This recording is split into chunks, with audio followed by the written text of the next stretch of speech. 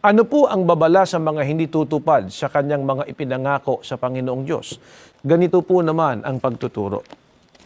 Huwag na hindi ninyo tutuparin ang panata ninyo kay Yahweh. Tiyak, nasisingilin niya kayo kapag hindi ninyo tinupad yon.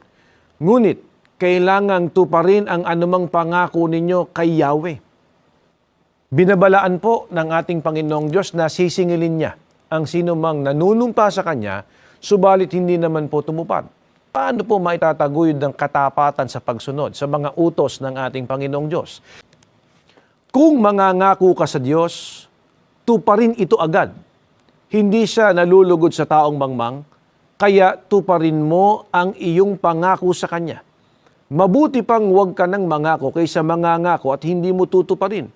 Huwag mong pabayaang magkasala ka dahil sa iyong pananalita. Mangangako ka at pagkatapos ay babawiin mo. Sa ganyan, galit na galit ang Diyos. Kung magkagayon, hindi Kanya pagpapalain sa anumang iyong ginagawa. Malinaw po ang tagubilin na tuparin agad ang ipinangako sa ating Panginoong Diyos. Kapag ka po sinabing agad, ay hindi po ipinagtatagal. Hindi po ipinagpapabukas pang pagtugon sa mga kalooban ng Panginoong Diyos. Yayamang yan po ay inaasahan niya na dagli ang gagawin ng mga lingkod niya.